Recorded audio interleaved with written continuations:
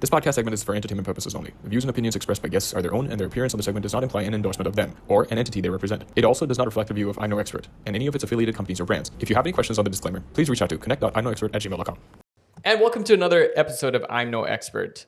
Are women safe in Sri Lanka? Sexual violence has been a long-standing discussion here. And today I have political analyst Natasha Gunaratne from Perspective South. Hello again. Thank you for being here. Hi, Jason.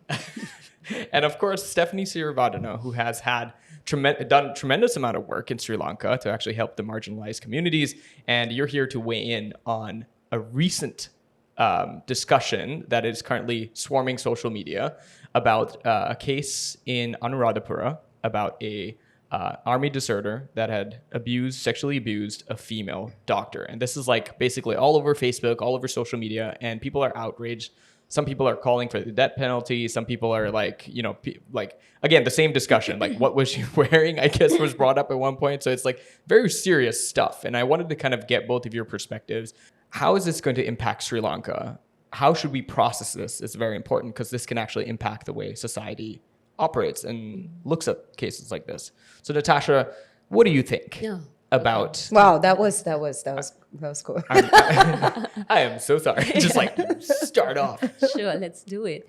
So Jason, this discussion in Sri Lanka, if I can, as usual, look at it from a global perspective, is also a discussion they're having around the world with regard to a question of, and this is a bit of a utopian topic, but and it might be related also to some of the work that Steph is doing in relation to, can we imagine a world where we didn't have prisons? Mm-hmm. And that question is coming from the discourse of the fact that there really isn't a visible link between prison populations and crime rate. And there's also a discussion, and I think that relates very deeply to the case you're talking about in Sri Lanka. There's a discussion about how reoffending rates can sometimes be higher once incarcerated and released, because while you're on the inside, you might come into contact with individuals or situations that would actually make you more dangerous while you're on the inside. And so when you're released, the reoffending rates might be higher. Right. And then we go down, we sift through and we go down to a topic of, instead of locking people up, can we actually go to the root causes that bring them there? And it always comes down to a discussion of inequalities, right? So if you're poorer, if you live in marginalized communities, if you live in places that have a sort of, that are prone to mental health issues, and you don't have an actual way of addressing that, then the likelihood of you ending up behind bars is very high. It's also normalized. Yeah. In those communities. Yeah. So the discussion is, can we start looking at how we can actually address those systemic issues instead of putting people behind bars? And I know it's a very difficult sort of discussion to even have, but some of the work that Steph is doing with prisoners is that fundamentally. So it's about transforming societies, really, when you think about it. But maybe just coming back to the topic that you're talking about, I think there is also a very deep-rooted issue of gender-based violence anywhere around the world. But in Sri Lanka, there is a large issue of gender-based violence. I have some stats, as per usual, if I could bring them up. Yeah. Yes, please. So the UNFPA, which is the UN Sexual and Reproductive Health Agency, they had a report in 2019, and some of the stats in it, 1 in 5 women, that's roughly over 20% of women in Sri Lanka, have experienced sexual or physical violence by an intimate partner in their lifetime. 1 in 4 women, that's a little more than 24%, had experienced sexual or physical violence since the age of 15. And this last one, I think your crew as well would not be surprised by this. 90% of Sri Lankan women and girls have faced sexual harassment in public buses or trains. So you look at those stats and you think about it. You have to really go deep. You have to look at the sort of. Can I just interject? Yeah. And those stats are only the people who have come out and spoken. Yeah. And so they're not even accurate. There are so many who are afraid to speak because of the culture here, Yeah. the stigmatization that comes with What it. is that? What is the stigmatization that So- comes with it? Like, are you like branded or marked or something? Like, So do in people look at you street- different? I don't want to take away. I would like you to finish Please, Steph, what you're please, go saying. ahead. Yeah. So what I've noticed is, so when I first came here in 2011, I was one of the first artists to speak about sexual abuse and domestic violence. And I remember we actually locked down Gregory's Road, and there was one organization which is very big in this sphere, and they were not able to take part because they were just stoned for giving out condoms. Like, that's how much there was no discussion about Wow. this topic back then. Yeah.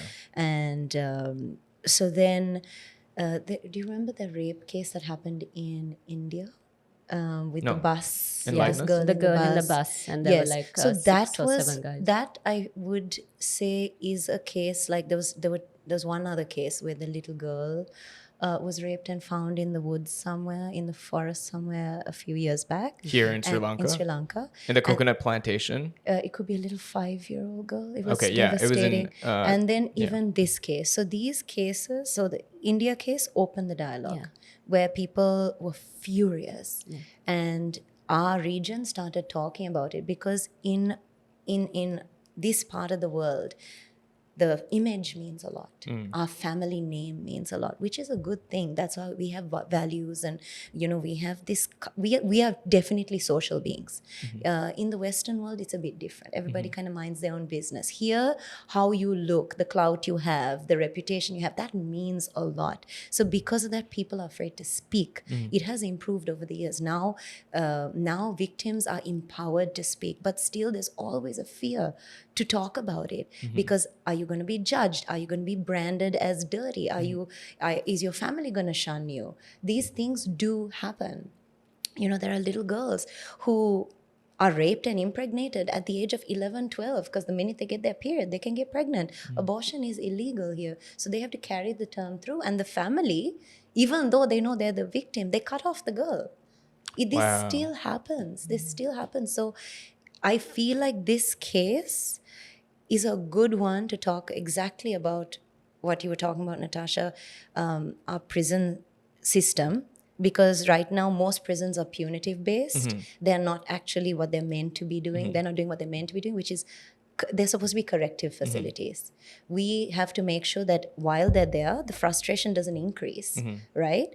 But we are also taking them through, like you said, the root cause, childhood trauma. It's abused people who end up either being abusers or attracting more abuse.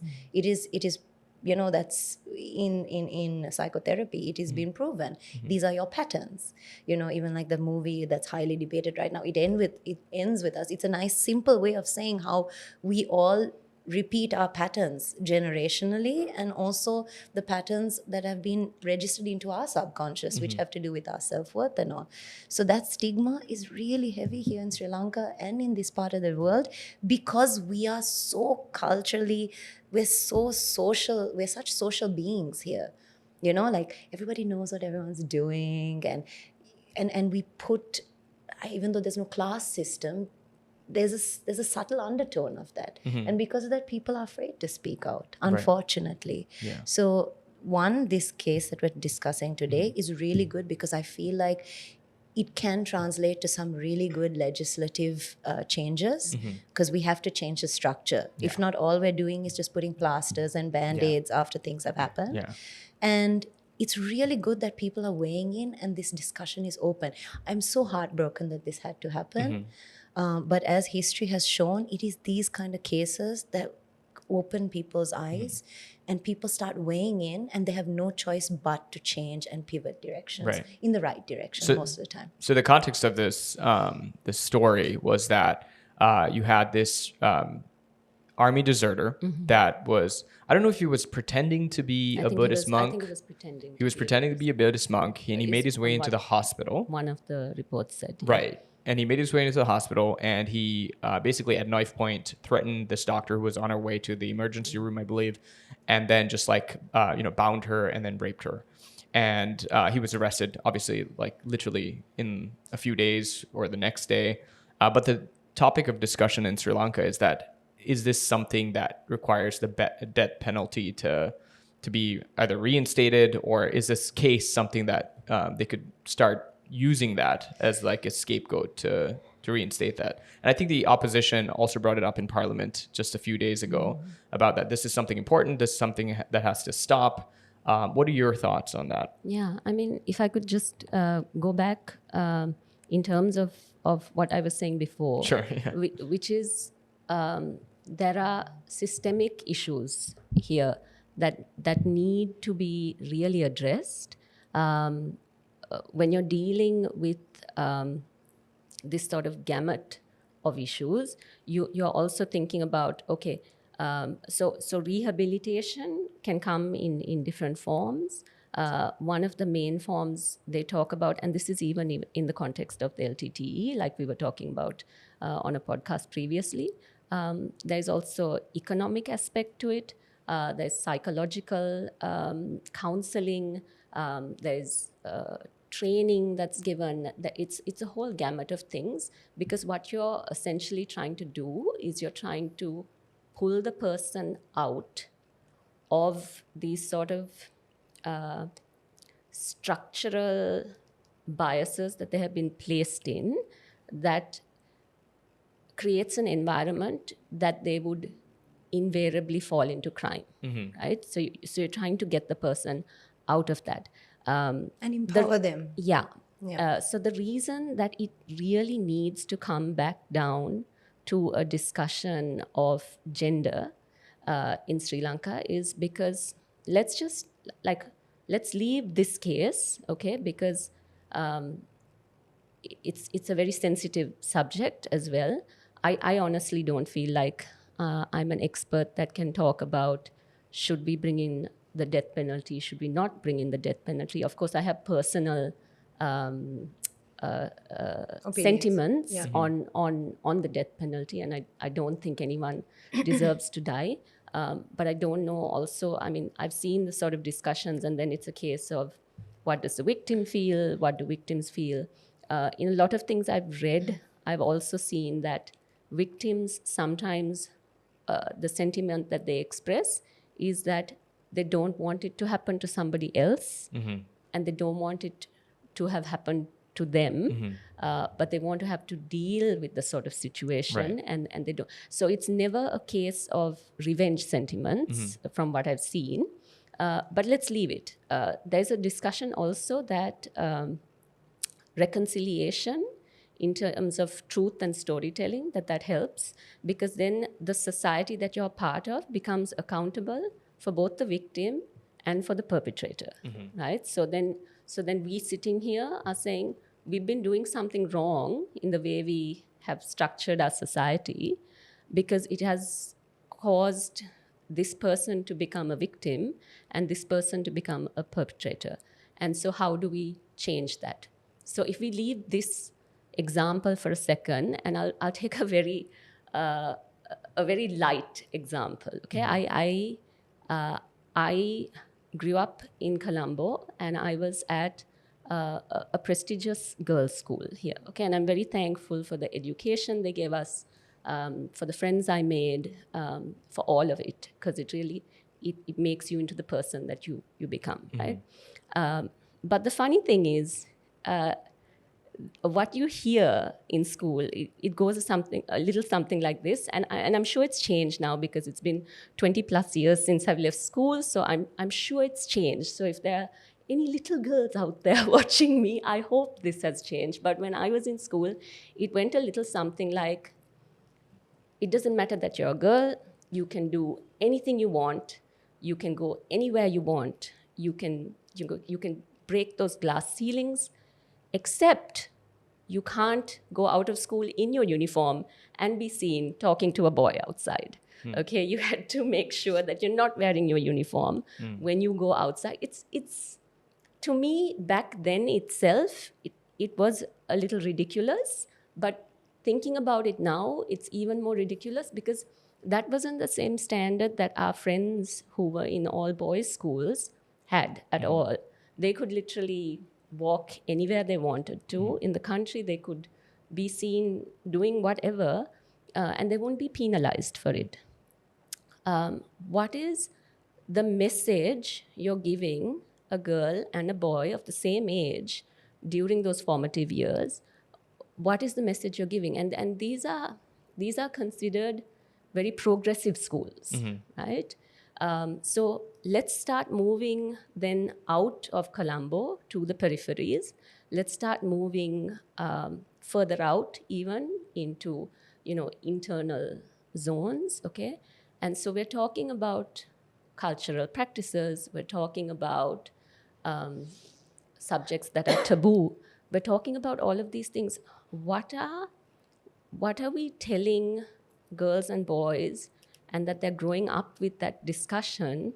So I'm not even saying it's a case of, well, then the boys look at the girls when they're teenagers like that, and they already understand there are restrictions of how far a girl has freedom to go or say or be seen in those ways. But it also, I think, restricts me at that point in time of how I would look at another woman, because, and these are the sort of systemic issues that we don't think about in day-to-day life. So we have a rape case like this come up, and then we'll sit there and we'll be like, how could this happen?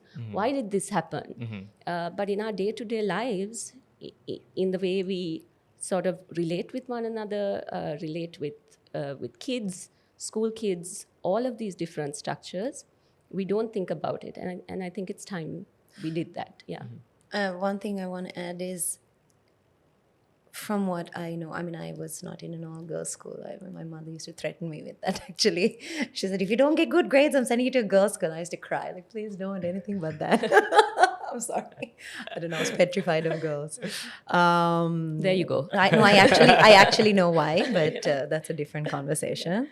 I've healed from that, by the way. That's good. No, Sri Lanka is a very sexually frustrated nation. That's because we don't speak about sex as much. I mean, even in an international school back then, and I've been to many, they did not teach sex ed properly.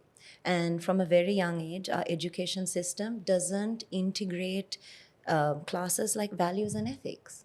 I know Moya School, the Moya International, I went to speak to them a couple of years ago, and I was so pleasantly surprised that every grade they teach you about societal social issues, and based on the topic, or the kids are divided into teams, and they have to go and make a difference, and they have to create a project. And so they're taught, about social issues, they are taught about values, about ethics, what it is to be a good human. Our education system has become so, how do you say this, so capitalistic in nature. Now you go to school to study about you study how to get a job and work and make money, but they're not teaching you how to be a good human. Where does my freedom end and where does yours start? These are things we have to teach our kids from a very young age. I know there was one organization that tried to pilot something like this. I met Prince Haakon, who started the Global Dignity Project in Norway. So it's a fantastic program. We're actually using and integrating elements of that into our prison formula that I'm creating, that we're hoping to be a formula for transformation. But if we can inculcate those, like even an hour a day from a young age, during those formative years, this is a boy, this is a girl, this is what it means to be a good human. This is a good touch. This is a bad touch. This is what it means to respect somebody, respect somebody's body. You cannot use it this way. If we start from a very young age, it'll be their norm. So then when they actually grow up, they'll be like, oh, somebody did that? That's terrible. Because in it's already ingrained into their subconscious, that respect, that dignity that you give people. Here we are having these rape cases because people feel entitled. They feel like they can get away with violating someone else's rights, violating someone's body, and that's because they haven't understood that there is a boundary, a very strict boundary. And it gets even more complicated when you go to the villages, because their houses sometimes, they all sleep in the same room. Kids grow up seeing their parents copulating, having sex sometimes. There have been some cases like this. So if that's your norm as a child, and if you're not taught, no one, darling, nobody can touch your body. If somebody touches your body in this way, you have to tell mommy and daddy, or you tell your teacher, or yes, the parents take that responsibility, maybe, hopefully, but it should come from the education system. It has to be, like you said, it's a whole gamut of things that has to happen simultaneously for us to actually, sorry. I was going to say, some would say that, like this, in terms of fixing the problem right now, that the death penalty would fix it. Like you're No, seeing it would countries. not. Let me know. I personally, trust me, my personal opinion, I think rapists should be, if it's male, should be castrated. But that's my personal opinion. And it's something I struggle with. I remember I've interviewed over 100 prisoners. I've had that honor. And I have a few interviews that will hopefully, come out soon. But there was this one prisoner who was a rapist. And every instinct in my body, I did not want to interview him. I did not want to give him a chance. I did not, even though I know that good people do bad things. That's because they've been traumatized, they've been abused, their circumstances are such, and they probably had a life that gave them no other avenue but to be that, because everybody's born good. So even knowing that, my entire body was like rejecting this prisoner. And then I called Dushyant, and I was just like, and a friend, and I was just like, I'm trying to be unbiased here. I'm trying, and I don't know how to balance this. And so that kind of gave me a lot of clarity, because what are we really trying to do? Right. Are we trying to punish people? Are we trying to create a society that's doing the right thing because they're afraid? Yes, that's an element of it. But our focus should be to, one, prevent, ideally, in this utopia, but also to transform them. And if our goal, and my foundation's goal, is to transform, I have to be fair. And that means that everybody should have the same right to transformation. I'm not saying no to a life sentence. I don't think it should be a death sentence. But also, I think keeping people in just for prolonged periods of time, just to like lock them up and just pretend they don't exist, is not the solution. Right. Because the country also loses, right? We're losing manpower, we're losing, possible income, and that person, him or her, has a family. Their family might end up, because of this issue, they may not have a provider, a financial provider in the family. They might actually end up repeating the father's or mother's patterns. So we are actually not solving an issue with this. We have to make sure that if we're giving a long sentence, there has to be structures. While they're there for 50 years or 20 years, or I don't know, whatever time it is, we have programs that we run which are transformative in nature, which deal with your childhood trauma, which deal with you talking about values and ethics, so that we kind of take them through and handhold them and almost force them into a healing process, and then empower them with vocational training. So one of the things we're trying to do is empower. So when I went to one of the prisons, there was a lady who had, was it the life sentence? Yes, life sentence or death sentence? No, life sentence. And it was so sad. She had gone into an isolation room and she was just refusing to eat because she just wanted to die, And What did she receive a life sentence for? I didn't go to ask. I didn't go to ask because I didn't have a chance to talk to her either. I was just told of her. And so this got me thinking, and I was like, that's so sad. There's no purpose. So that's why you have to give people purpose. So one of the things we're aiming to do is train life sentence and death sentence prisoners, death row prisoners, to become teachers. Then we pay them a certain amount, and then that amount will go, one, towards their victims and towards their families. So they're given their dignity back. They have a reason to live, right? And then through that program, we try to transform them. We have a psychotherapist on board. We have a neuroscientist who's helping us actually, figure out how do you rewire somebody's brain. It's about chemicals and rewiring. And it doesn't take away the pain of the victim's family. It does not. And sometimes, we want that revenge. If it happened to my family, I would feel the exact same way. Sometimes you really resonate with that. There was this one case. This guy, he had the death sentence, I believe, and he was in for life. But we don't have an executioner in Sri Lanka. So his sister was married to this gentleman who owed someone money, and they had children. The husband didn't pay off the debt. The person who he had owed money to came and chopped both her hands off. So he was abroad, he premeditated, and 1 month later he came and he killed this guy, and he actually sang for our concert a year ago at Nelum Pokana. So we had a very high security, amazing event where we made them feel dignified again, human again. This was the brainchild of Chandan Ekanayaka. He was the former assistant commissioner general of prisons. And it's called Lalita Sirisara. So I had the opportunity to talk to him, and he sang, and you see their humanness. So we have to try and see people's humanness, because if we were in their position, I would be lying if I told you my imagination wouldn't go down that same road. But it's going to take a lot of self-control to be like, no, give this person a chance to transform and change. So I don't think the death sentence is going to fix any problem. It might be good for us to just be like, okay, pretend they don't exist, and I'll cry for revenge. But that's not the society we want, or at least I would like to see. Right. I was going to say, like, if we could go into that. Because, yeah. So if you're looking at, if you want to look at, does the death sentence work? Yeah, Maybe if like that's Singapore, the question. for example. Yeah. Singapore. Let's take the United States. Okay. Yeah.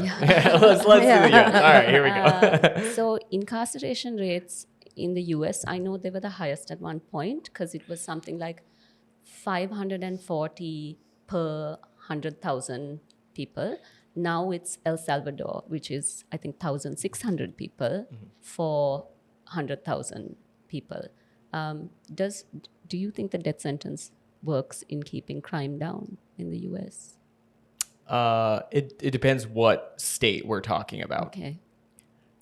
You're the expert. I think obviously New York doesn't have it. Okay.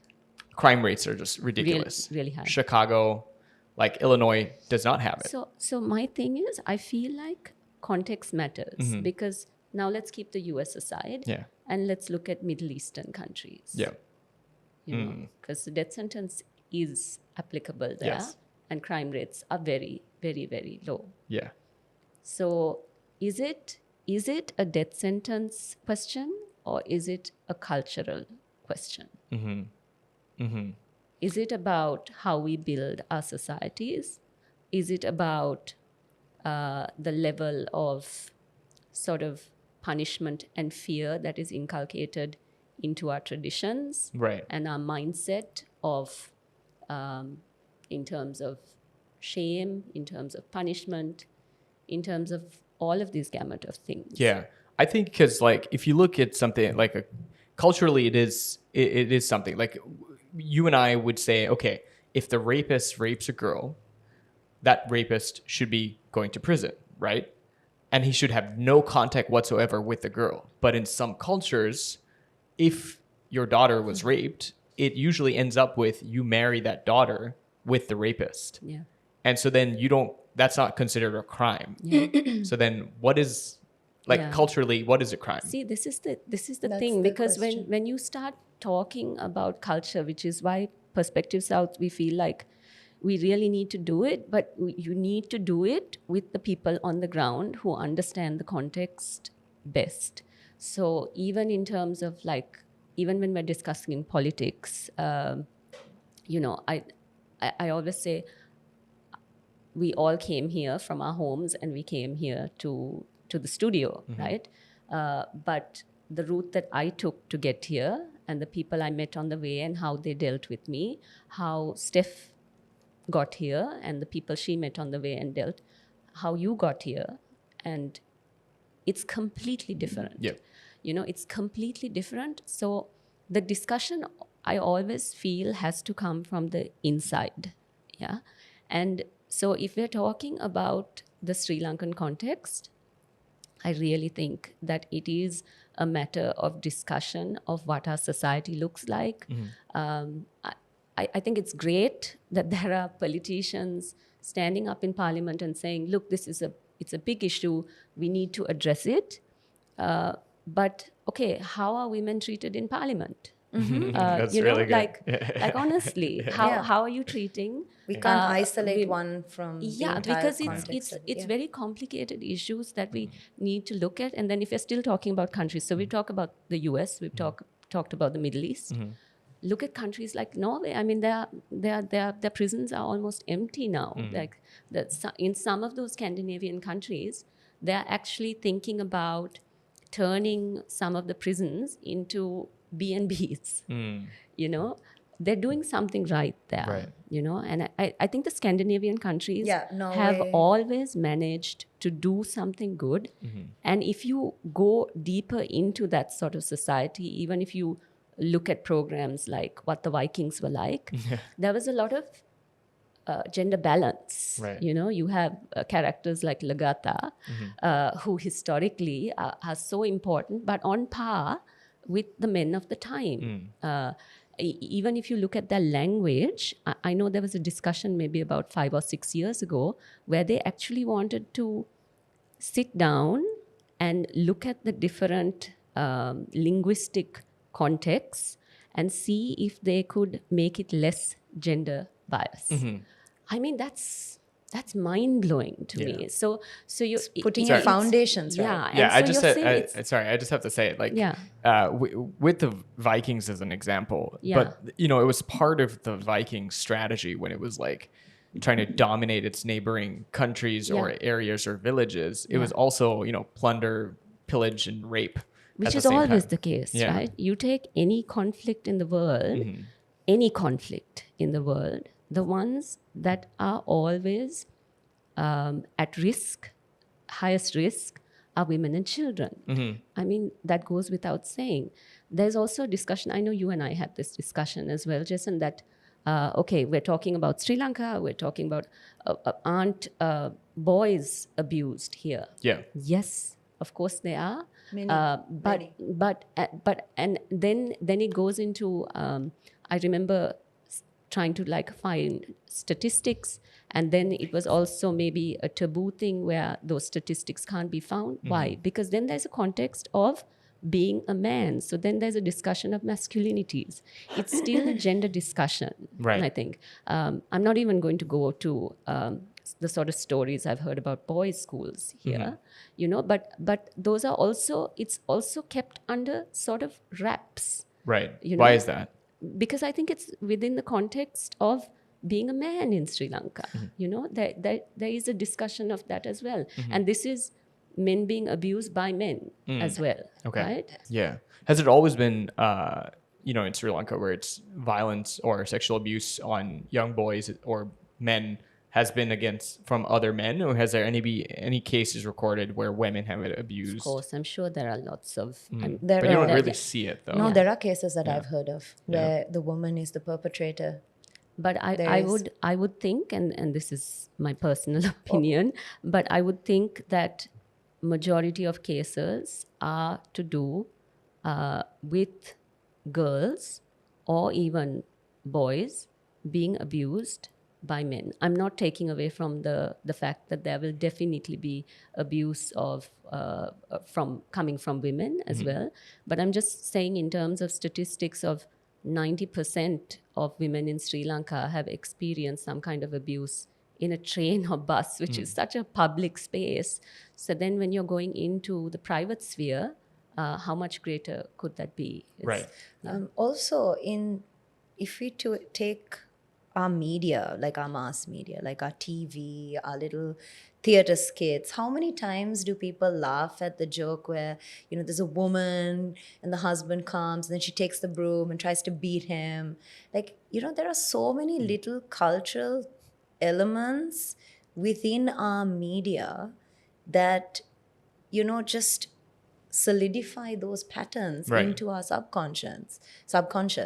So we have to, like Natasha said, we need to sit down and look at each thing in each sphere and say, is this the society we want to create? Because most of the time your TV, your theater, your whatever, those are sometimes your third and fourth parents. So you learn your patterns from that. Or, in Italy, you have the nonna with the rolling pin who's going to come and beat you. And we laugh about it. But at the end of the day, that's abuse. And that's normalizing physical violence. So, yeah, it's not a topic that stands alone. It has to come like completely holistically. Like Right. there has to be change in every sphere. So we talk about society. What in Sri Lanka, what shapes society? What actually creates that reality for people here? What is the influence that helps shape our society? I mean, I said this as I'm going to do a plug-in now. Hey. Asanka Dimel's 2048. I know you all were involved in the production Yeah, of the I movie. directed it. But, Yeah. I haven't seen it yet. I was abroad. Yeah, Missed it. The book I thought was very interesting, and I think I said this there as well. I felt like the book made me remember that the intersectionality of Sri Lankan identity is past, present, future. So I think history plays a big role. I don't want to get into this, but okay, so we had during the decolonization movement, Right. the independence struggle went hand in hand with a sort of nationalistic view, but also an idea of what a good Buddhist was. And Anagarika Dharmapala at that point in time actually had even a little booklet that he wrote about how a good Buddhist woman should dress. Okay, and I understand the need for that movement to take place at that time and that context. But what nobody realized at that point in time was that it was such a force against the colonial struggle that we were still using the same tools and structures that the colonial master was using. So even in the context of what a good modest Sri Lankan woman should be wearing, it was tied in with how the colonial factors were dressing at that point in time, which is very different from anything you'd see of the Sigiriya frescoes. Do you know what I mean? Yeah. So, I mean, I think history plays a very big part in it. But it's not just in Sri Lankan society. I think Steph mentioned that very particular rape case that happened in India. And if you haven't read up on it, Jason, it's crazy because it was this girl, she was a student, she was with her friend who was a guy. They just wanted to catch the bus, okay? What they didn't know was the bus that stopped for them was a bunch of, I think, 5 or 6 men who decided we're going to fake drive around and pick up somebody. And so it was premeditated. Right. So it looked like there was a bus driver and it looked like there were a bunch of people seated in that bus, but it was a trap that they laid. And so when this girl and this boy got in, they started attacking them. And it was not rape, it was violence. It was everything. I don't want to go into the details because the level of violence is so bad. And I think Steph said something about very important, which is about media. And so now I'm going back again to Vikings, right? I really loved that show because even with the dialogue, you felt like they were on par. The men and women were on par, even when they were having an argument or whatever. You could really identify with whatever character it was, and you could have a favorite character regardless of if it was a man or a woman, because the arguments were so good, right?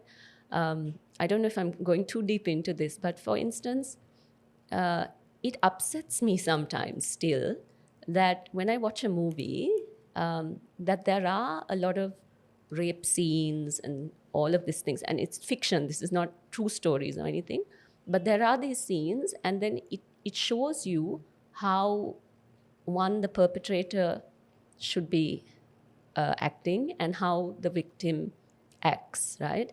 And I always think, I'm like, why do they still portray it like this in the movies? A really good example of something I thought, wow, I really love this, was the new Ghostbusters movie. Did any of y'all watch it? Yeah. The new Frozen Empire. Yeah, you know the little girl in it. The little girl, she has there's something in her where she can't express fear. The little girl, did you notice that? I guess you wouldn't, because Is she the one who ended up being friends with the ghost? Is that the movie you're talking about? Yep. And then she meets her in the park, and then she comes in. I don't sets her up. That's the one. Was that the one? I Okay. cannot for the life of me. I love the original Ghostbusters. Just want to put all that out of the there. details, but I remember this little girl in the movie, and so you have a ghost coming at her, you have different things, and she's just like, like pale face, and she's like, no, it's because I can't express fear. And I'm like, dude, let's put more characters like that in movies, because I don't know, and this is ridiculous, right? I don't know whether when a cockroach flies at me and I scream, I don't know whether that's really me or that's a learned response. Do you know what I mean? Programming, But that comes with a lot of introspection. And a lot of therapy, which people don't put time into. I know, but I'm saying, like, is it a learned response of how we treat women, men and women, how we treat women? I read an article recently, and this was done in the US, I think, but it found that in the boardroom, women were more likely to be interrupted 75% more, I think, than men. So that's a boardroom that contains both men and women. So if Steph is talking and you're talking, I'm 75% more likely to interrupt her than you. And so I'm very aware of that, even when I'm at a social forum or whatever. I'm just like, you know what, I'm going to focus more on the woman sometimes, because society has created this sort of environment where I'm less likely to switch off while she's speaking. And I think there are those little nuances that we really need to prod and poke at, and it's a lot of work, really. It's a lot. But it comes down again to education. Yeah. Wow. And self-awareness. Yeah. And introspection. And the thing is, everyone lives in a rat race. Everyone's in a capitalistic world where everybody needs to make money, Right. and everyone's hustling. And also, don't forget that Sri Lanka is a highly traumatized nation. I know that a lot of people are quite oblivious to, maybe now it's changed, but the true sufferings of people on the streets. I mean, if you think about, let's say, the elite of Sri Lanka, most of them go from a garage to a tinted vehicle to their garage of their office, and may not see even, the beggars on the street or the reality around them. And it's not because they don't care. It's because everyone's so plugged in. And in order to wonder whether I'm screaming about this cockroach or not, that takes time. And what does society tell us? Time is money. So again, it goes down to structures and priorities. Like, I've been on this journey of trying to figure out myself. I stopped screaming for cockroaches though, just because there are so many now. I'm just like, now okay, I just smash I them. can't. Oh, okay. I'm just like, bring it No, on. I'm Bring it on. I can't kill them anymore. Nor can I kill ants because I I can was kill observing cockroaches. them, and they have feelings too. They really do. If you watch a bunch Snails of definitely do, yes. yeah, I mean, so do ants. Like I was watching this dead ant, and there was a line of Plot ants. twist. Yeah, plot twist. Plot twist, No, Jason. they have feelings. And I saw this dead ant was being carried up, and there was a line of ants coming down, and every single ant touched it, like paying its respects before going down. And another time, I actually killed an ant, and then I guess its partner came, and it saw this ant half Where dead. is the justice for the And ant it literally partner? jumped. No, I'm serious, guys. This is not a joke.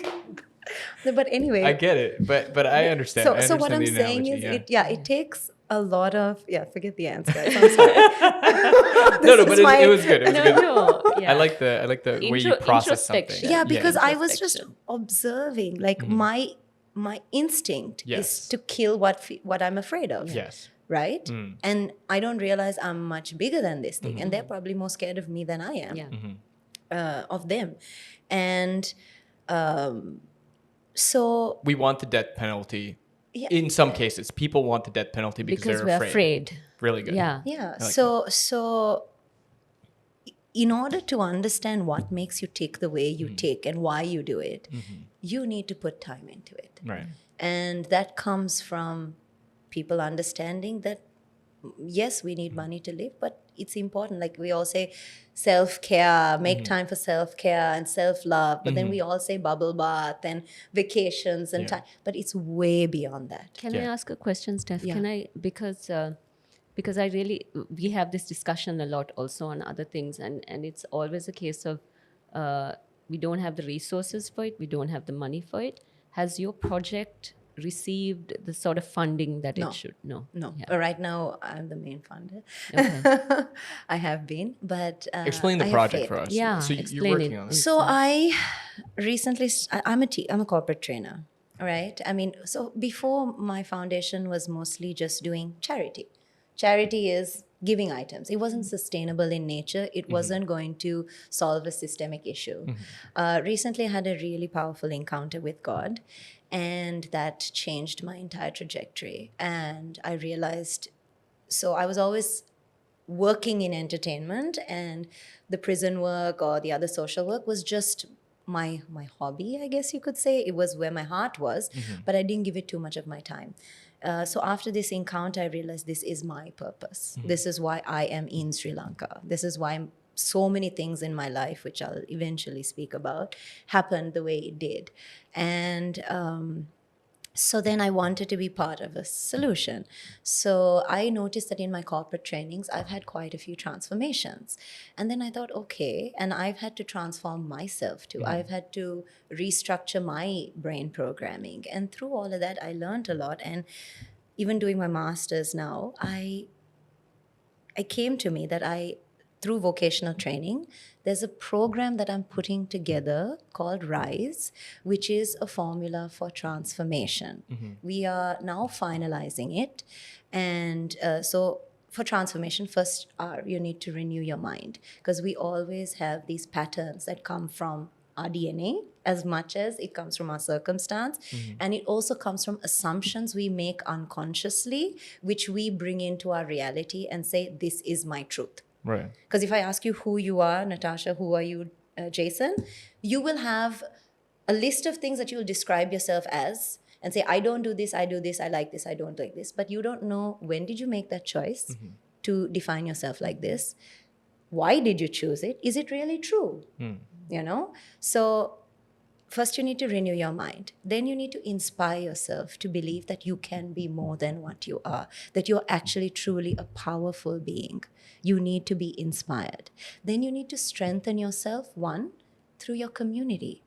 It's so important to strengthen yourself through community, through structures, through education, and then you empower them. So RISE, that's that's what I'm working on.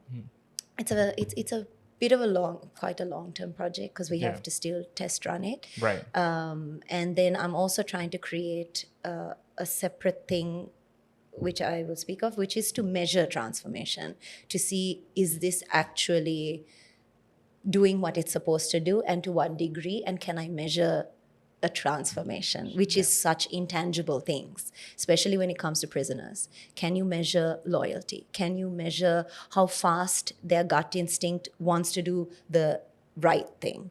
So, and the formula that we're going is to, like I told you, train death and life sentence prisoners. So, and create sustainable economies within the prison. So we've already started with a few prisons. We've donated equipment, we've started doing prototypes. So at the end of the day, we need to work within the system, right? So the vocational training is the vehicle in which the transformation aspect comes through, because at the end they need to make money.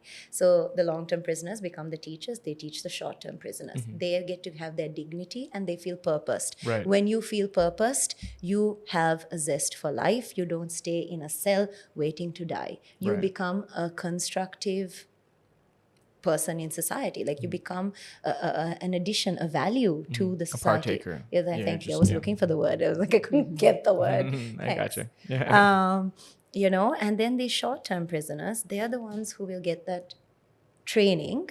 And then when they go out, if we can actually measure their transformation too, they'll get a chance to actually be hired somewhere. Right.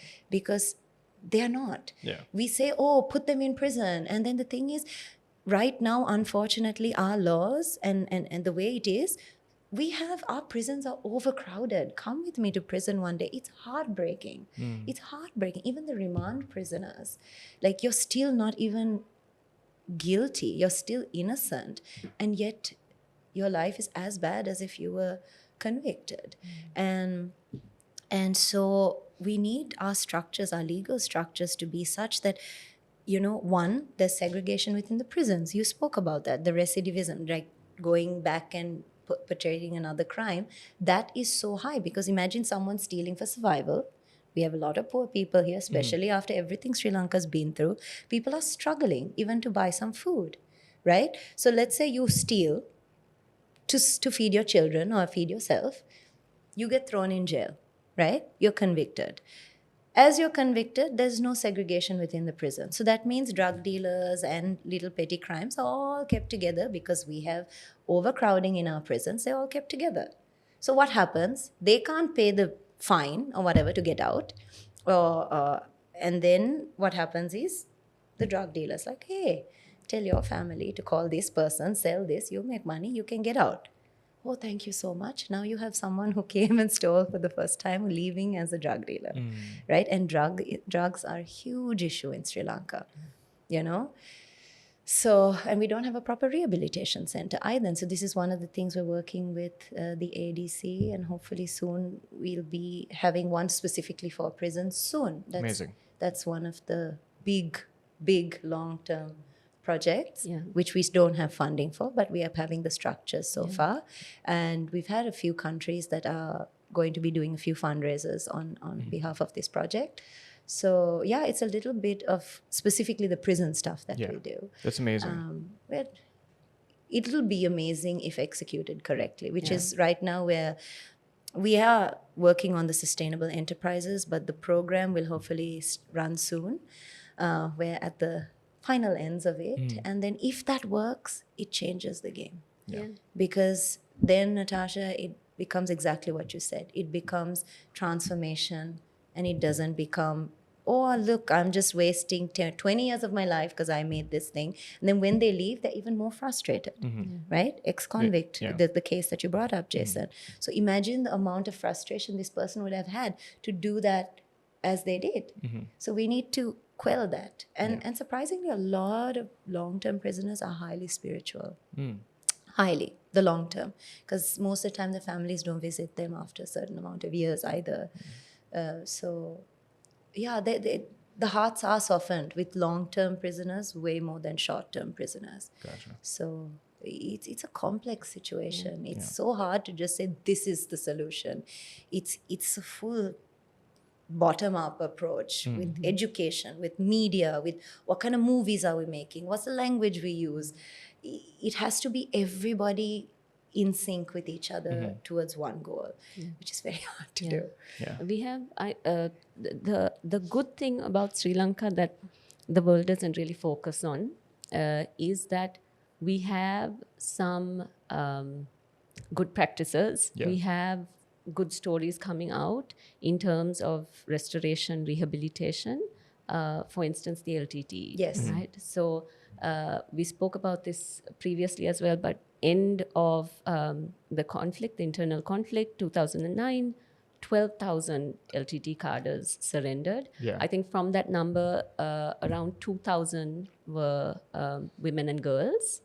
And so the rehabilitation program was obviously spaced out over a certain number of years. As soon as it happened, everybody was crying blue murder and saying it's illegal, it's a concentration camp, all of these things. But they used proper systems in there. There were actual teachers there. And I thought some of the happy stories that came out of that is amazing to watch. There was one girl who I think she had been abducted from school when she was 13 and taken to Mullatiu. And this was towards the end of the war, I think 2009. And so she was on the front lines. They had trained her and she was on the front line. She didn't know if her parents knew where she was or anything like that. And she was one of the people who had surrendered to armed forces. And so she goes into the rehabilitation camp and she was talking about it. And she's talking about the aspect of vocational training, right? And she's talking about the fact that while they were at this rehabilitation camp, she had received vocational training in hairdressing and beauty. And she's saying it with a sort of innocent smile on her face. And she's like, it really took our mind off the level of, I'm paraphrasing, but the level of death and destruction that we had seen, right? And so she's connecting her vocational training with an escape from all of that sort of dark, devastating stuff that she had seen. This girl goes on by 2017 to join the Sri Lankan army, right? So if you're looking in terms of does rehabilitation work, all of that, then I think there were about 150 or a little more than that of some of the girls who were at the rehabilitation camps who went on to work in the TriStar garment factories, and they were really able to be the breadwinners for their families. And so this concept of, like I said, about you need to get them out. Yeah. So it's a holistic approach. You have the economic, you have the psychological, you have healthcare, you have education, you have community, you have all of these aspects. But like we always say, it takes resources, it takes people, it takes money, and that's something that countries like ours don't always have. Absolutely. So it's also an opportunity for the international community to think a little bit out of the box, to forget about the sort of conditionalities they have with things they fund, and really look at things like this, I think. Absolutely. Yeah. Ladies, thank you for your time today. I feel like this would give the opportunity for somebody to process a case like this, which was, social media was in a frenzy, to actually think a little bit deeper on a sensitive topic like this instead of screaming for the death penalty. And thank you for your time. I really, really appreciate it. Steph, how can people find and help out with your foundation, and if they want to contribute? Our website will be up soon, or you can Instagram me. But very soon our website will be up and running, so you can get through to us there, or like I said, you can just social media us, if that's a word. Awesome. And most people can find out your perspective on Perspective South. Perspective South. Perspective_South on Instagram. Fantastic. And I think it was a good discussion because it showed so many different aspects. It's not an easy topic. It's never binary. It's never that case. No, it's not. Yeah. Fair enough. Cool. Thank you for having this discussion. Absolutely. For inviting us. And Yeah. Yeah. I appreciate it. Thank you. I appreciate it. I mean, I'm going to end it by the time I said that, but I'm like, yeah, thanks. I'll take it.